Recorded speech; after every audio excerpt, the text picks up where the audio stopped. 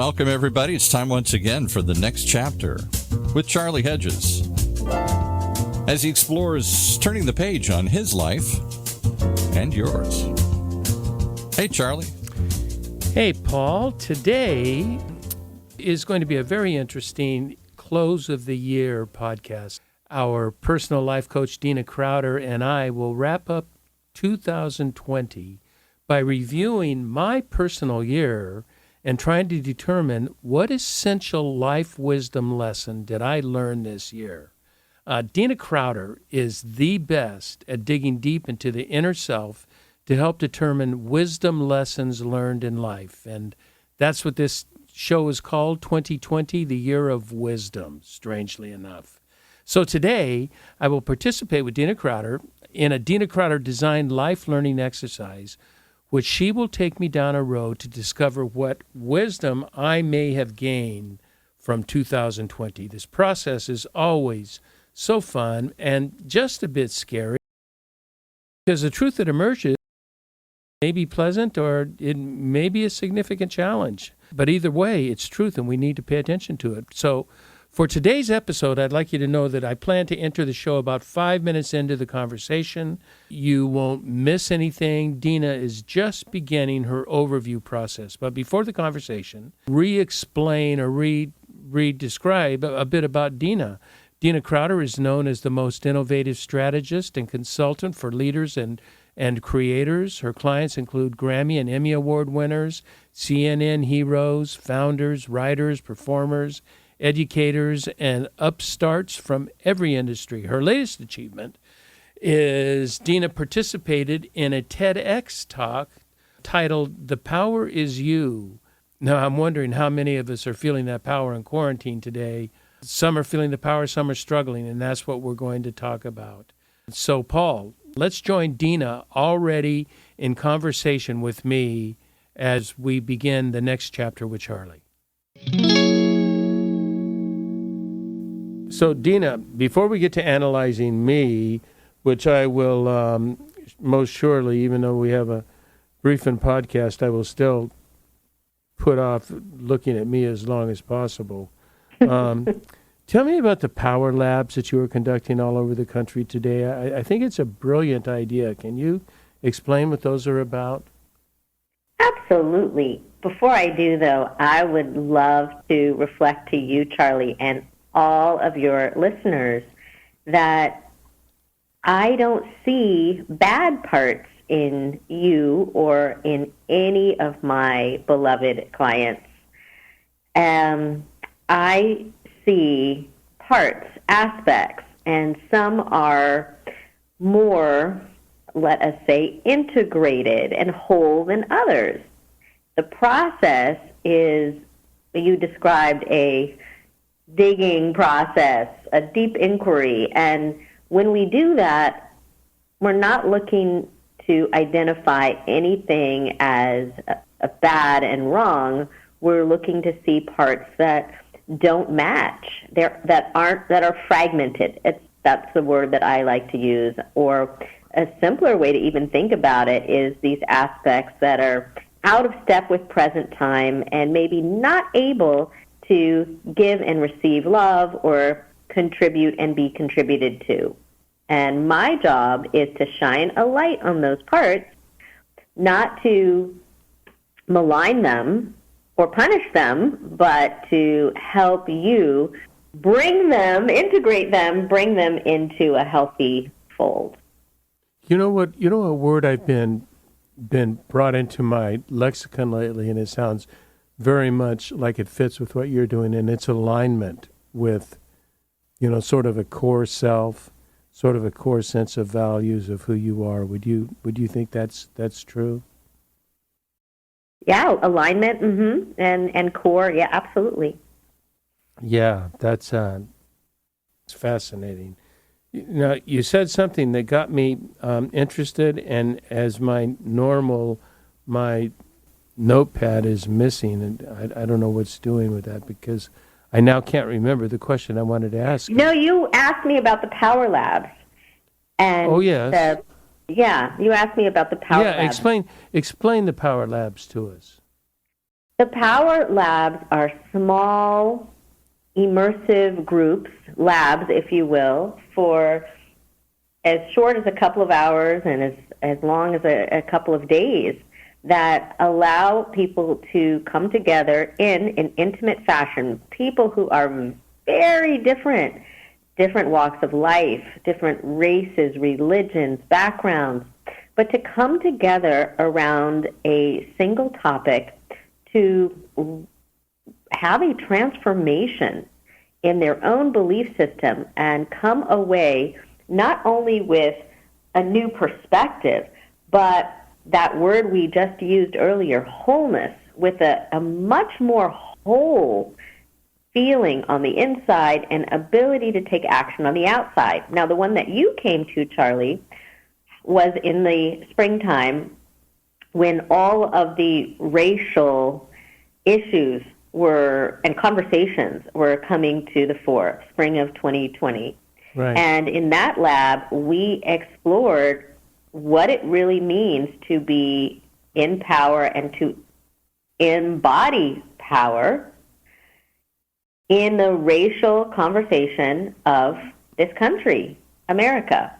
And the purpose of that is for people to walk away, so you can speak to this as a participant, whether this is true, to walk away, when I say a new perspective, to walk away from that saying, wow, I not only learned something new about other people who I think are different, that can cause me to feel related to them as a human being and have compassion for them, but I also am able to take different action in the world in a way that leaves the world better than I found it. I like that. You know, I discovered with the people, because there were male, female, different races, and as I said, different genders, and yet there was a common theme of where almost it was like vitriol is off the table. We're not going to talk about that. We're just going to say, here's my questions. Here's what I don't understand. Can you explain this to me so I can understand it better? And there was appreciation that there was a heart of goodness in everybody in the room. There was not a heart of evil or destruction or bringing down anybody, but there was a heart to understand how. I'm not sure that that's true of the population in general. What do you think? It may be buried very deep down, Charlie. There somewhere. It's been covered over like a lamp that was left out in Grand Central Station for 100 years. It's covered over by distractions and dust and confusion. I do believe that deep down it is there, but when you place fear and anxiety and tension and misperception and some even deliberate denials and lies on top of that core, then you're dealing with a different frequency. Yeah, fear and lies are, they strike me as a prominent issue that's going on now. That's why we have such divisiveness, is if there is no trust on it, because there is the assumption that the leadership on one side, whatever they're saying is a lie from some people, is the truth from others, and then it's the fear of my security or my continued insecurity. There is this fear that I need something and that the government is the only thing that's going to help, and we're in for an interesting time. Yes, this is going to be an adventure, because no matter where you stand, there is another half of the country that isn't standing with you. Yeah. Right? I know. And that's a huge. Here's the thing. I've been talking about how before the election, I was saying no matter who wins the election, there will be pain and suffering. It will not be equally distributed. However, everyone will experience pain and suffering, no matter who is winning the election, because the level of enmity is so great, and as you just said, the level of distrust. So whoever the president is, even if it's the president sitting in the office that you voted for and are happy is there, you have half of the country that is going hell for leather to undermine that person, their agenda, but also the entire other, I would say, the other agenda of that half of the nation that isn't going your way. That's so disconcerting, and just the idea that you just said of going your way is just an assumption that my opinion really rules over any other opinion. And, my way is not necessarily the right way or the best way. We need a lot of power labs, Charlie. We need people all over the country coming to a power lab and having an experience of the humanity and perhaps goodness and good intentions and real possibility of people who are not like themselves. Oh. Because that is really the only way that, I hate the word that's used so often in the media, we're so divided. Yes, it's true, but that word division, it's like there's a rift, a personal and individual rift inside of us, and that's being reflected in the collective. So that disconnection is the real pandemic. Outside of COVID, we've got a dilemma of disconnection, and it's a disease, and that's what has to be healed for our nation to heal. Well, let's do this, Dena. I want to, because I'm agreeing. We talked about the nation, and we really concur with that. What I want to talk about is something different. It's about the individual. There are certain things that collectively I'm going to have little or no impact on. I'm just going to have to live with and support or not support, do whatever I can. But there is a level of my personal wisdom that will help me deal with social events, personal events, and intrapersonal events, things that are going inside of me. And that is kind of what you wanted to get at today, and that was, what did I learn from 2020 that I can import and apply in my life currently? Is that correct? There is, bravo, by the way, A+. A+ on what I'm guessing the I'm exercise? going to send you a star. Oh, so can we quit now? No. we must press on, Charlie. There is something called a theme, your year theme. You, Charlie, along with everybody else, has your own personal theme every single year. Inside of COVID, outside of COVID. And what this theme does is it acts as a bouncer at the gate. It's a guidepost. It's a barometer. It's like a color swatch that you get at the paint store, and you take it home and you try to make a match with the color on the swatch and the color that's already in your house.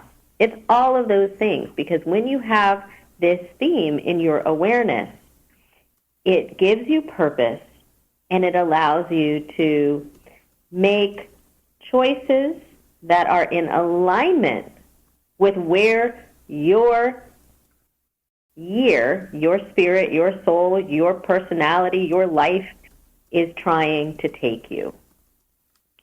We have discussed this, and there's something that goes along with the theme once you find your theme, and that is your wisdom elixir.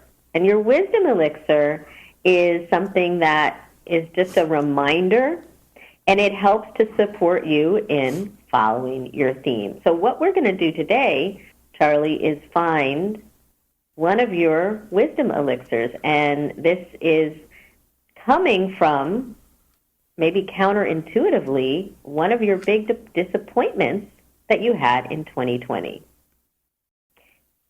How does that sound, Charlie? Sounds interesting. Okay.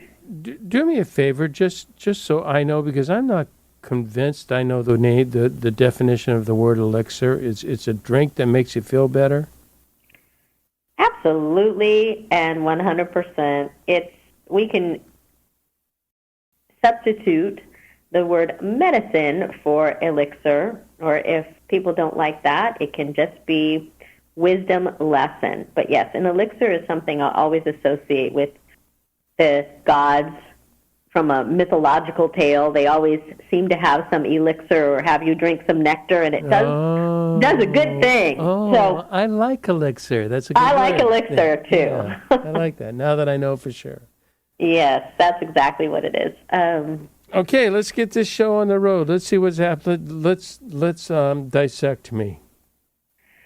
It won't be painful, Charlie, I promise. Oh. I Okay, I have promise. myself all set up for pain. Let's go. No, I know. We're tossing that. Bye-bye. No pain and punishment. Now, for those of you who are listening, you can do this along with Charlie.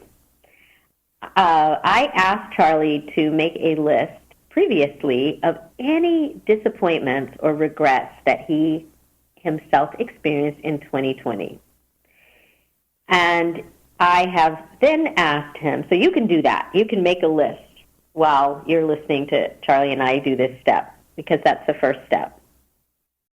If you're saying, Dena, I do not want to make a list because COVID was a beast, and all the other things that happened this year were just a lot. So the last thing I want to do is look at those things. I want to make this year stop, and I want to get out alive.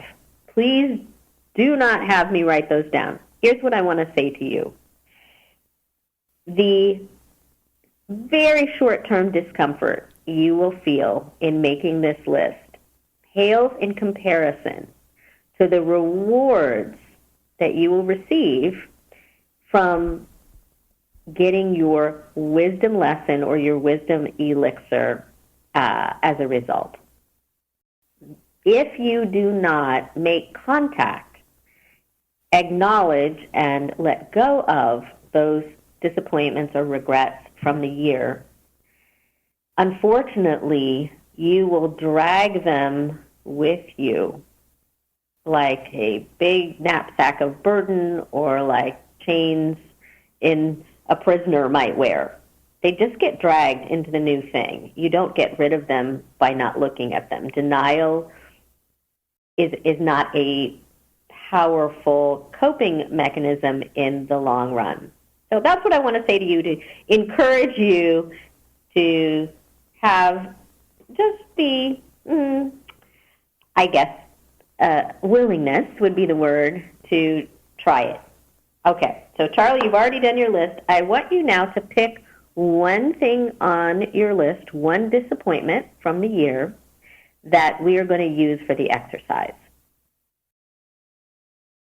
Boy, I have two. I have one I'm more passionate about, but a second one that I think might be more helpful for our exercise. Okay. Let's go with the one I'm more passionate about and see where that leads, because it's very personal, and it's not necessarily related to COVID, although very slightly. But as the audience knows, I'm very close with my son Austin and his wife Maggie, and we spend so much time together. When he was raised, I was a consultant that I probably spent 20 hours a week with him. I could work what I wanted. I worked 25 hours a week so I could spend time with my son. And we continue to be close today. And my son was drafted by the San Diego Padres out of high school, so at 19 years old, and he spent 9.5 years with the Padres system and had really successful years and always defensively successful, not always offensively successful. And during the last-minute trades of everything, he got traded this year after 9 years with the organization, not in the big leagues, but 9 years with the organization, which is a long time in today's baseball. And that was a disappointment to me. And, it has nothing to do with management. He was traded to the Cleveland Indians. They wanted him desperately. They love him as a catcher. They've been trying to get him for a number of years. So he will still be living in San Diego, but he will be playing in Cleveland. And then there's always, you always have to run this thing in your mind.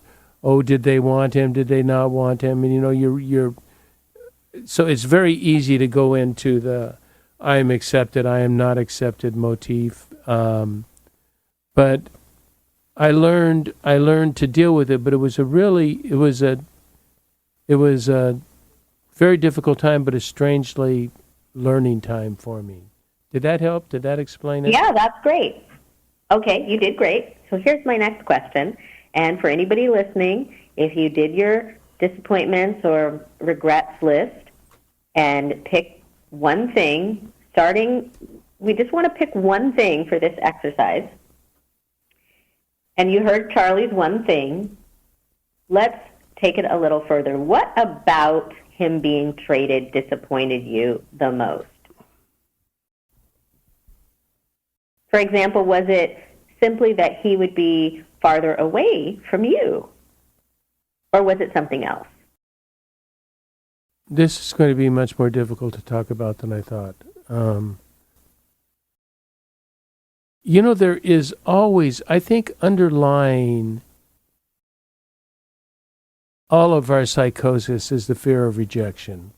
And it's the fear of not being wanted, wanting somebody else in your place.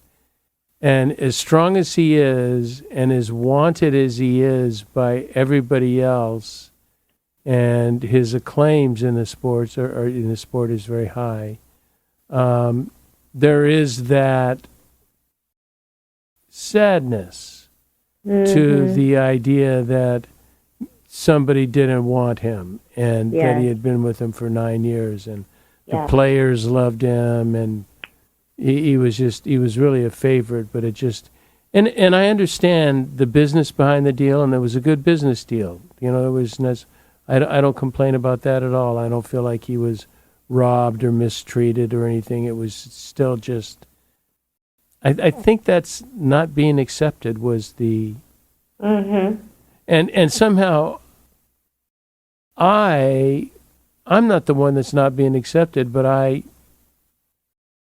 somehow internalized it. Yes. Well, this is very normal. He's your son. He's part of you. He's a reflection of you walking around in the world, and how people view him and value him. It has a relationship to how you are viewed and valued in the way that, and this is true, in the way that we operate as human beings. The same is true, for example, if a husband and wife situation, or sometimes even a boyfriend and girlfriend. If we are in relationship with someone, we are identifying with them and are identified as part of them in the world, then how that person is viewed and valued can often impact in our own psyche how we view and value ourselves, or how we think we're being viewed and valued. Makes sense, right? Yeah, logically it makes sense, but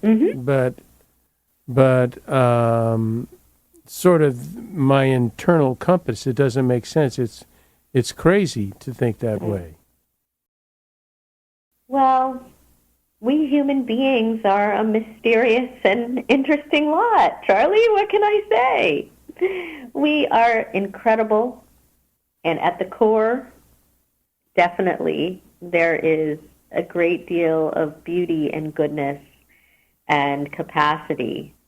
And yet, we have all of these very, maybe one would say, not necessarily logical and very emotional places of connection.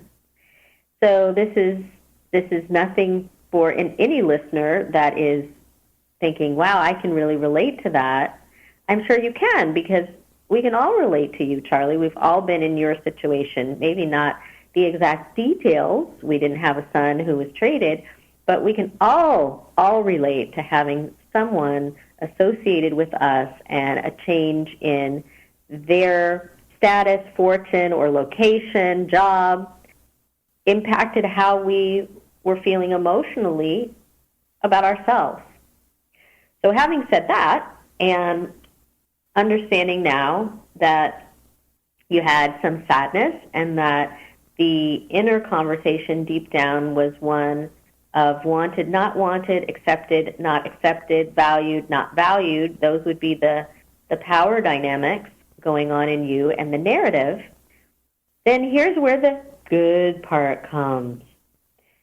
The good part is, after connecting to the disappointment, then we identify what it was that we were really feeling about it and around it, and we then move on to the seed of wisdom. Wisdom takes us beyond right and wrong, beyond duality, beyond any kind of critical judgment, and into a place where there is this medicine, this elixir that can uplift and enlighten the whole situation. I'm going to ask you, you can keep your eyes open or closed, but for your listeners, it might be helpful to close their eyes if they're doing this right along with us. And imagine that your seed of disappointment in this one instance that you chose is actually a divine appointment. That within the seed of disappointment, within that lead, is gold. Gold, wisdom, gold, healing energy. And if you can imagine that, and if you can't imagine it, pretend that you can imagine it. It will still work. I want you to also imagine that you are connecting to what I call your God self, and this is the highest and truest part of you. If you don't relate to the word God, you can certainly translate that into a word that works for you. But I'm going to continue to call it your God self, the highest and truest part of you, and this part connects you to the highest stream of wisdom that is possible for you to connect to right now. And from that point of view, I am going to ask you this holy grail question. What wisdom is at the very core of this disappointment? A wisdom that's so powerful that if you could listen to it and take it in, it would change. It would change and shift how you feel about the situation, and it would allow you to move out of repeating the same actions or choices. It would be a huge differentiator, and you could really move on. So I'll ask that again. Imagining that you are connected to the highest stream of wisdom at this time that you can be in connection with, and asking, okay, if I were to go down, down, down into the core, the juicy core of this disappointment, there is something there that is a wisdom that could liberate me from having to repeat this disappointment again, repeat the actions, or at the very least liberate me from my feelings about it. So Charlie, tell us what you've got. That's a complicated question. Well, tell us your possible wisdom lesson that you got when you asked that question. Well, I don't know if there are several answers, but there's parts to the answer. Great, let's do it. And the answer is,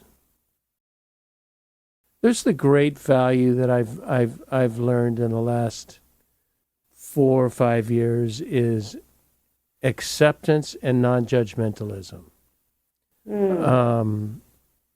I think I've mentioned it. My wife and I have really applied that in our marriage, and our marriage is really just powerful right now. Is that we just sort of accept what the other wants to do, and are trying to remain non-judgmental on it. If there is a judgment, it's done in a kind and what do you think about this sort of way, rather than finger pointing. And I think with this situation with my son, there also comes to mind, 2 or 3 things come to mind. One comes to mind, the difference between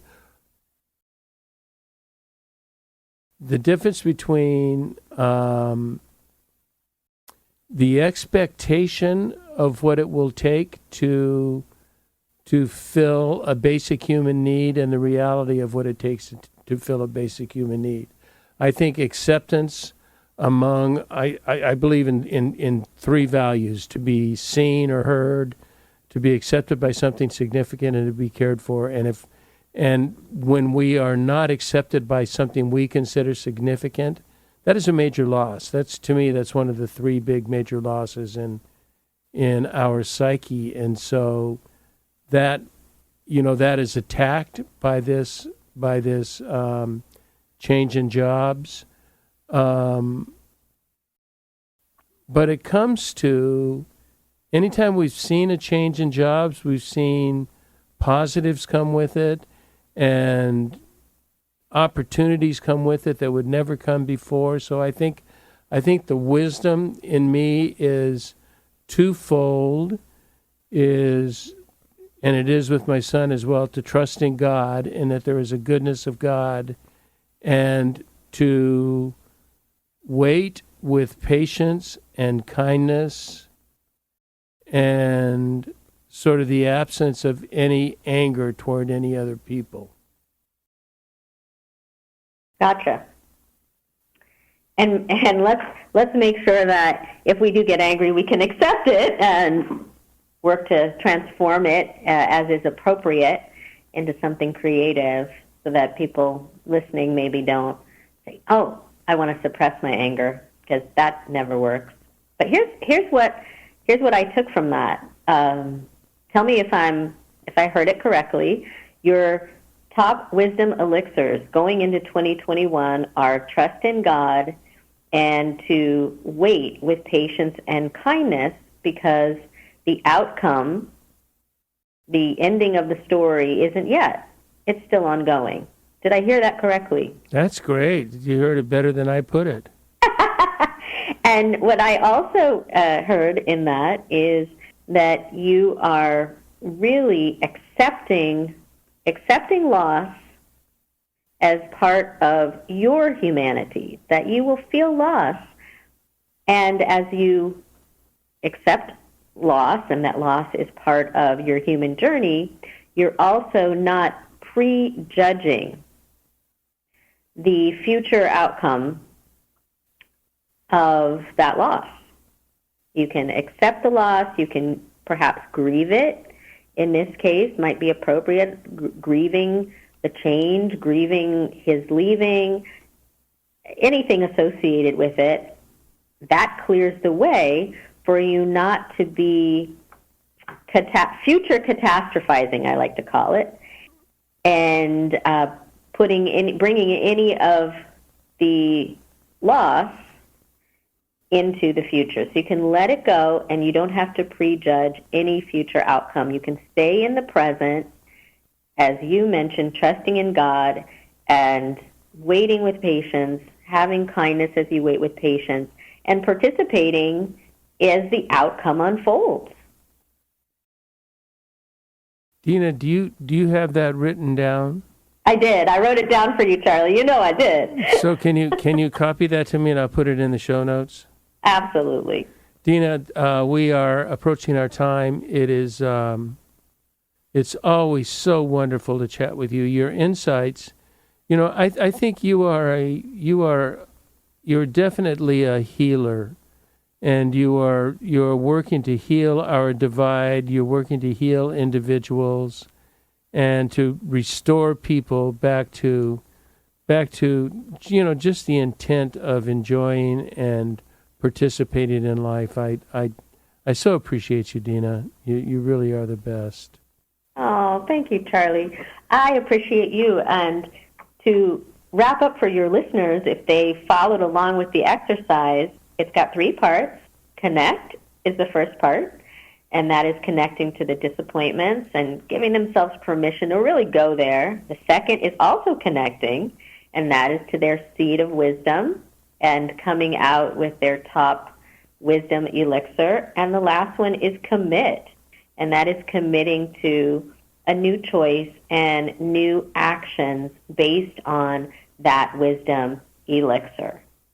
So I'm rooting for everyone in your audience to get the proper support they need, even if it's just grabbing a friend to be an accountability buddy with them in 2021 to help keep them on purpose with practicing this wisdom. That's great. Thank you. We'll close with that, Dena. Thank you so much, and I pray that everybody does the same thing. Dena Crowder, thank you so much for spending time with me today. I also want to thank our listeners for tuning into the Next Chapter with Charlie, and please be sure to check us out at our website, thenextchapter.life. And until next, this is Charlie Hedges signing off. Bye for now.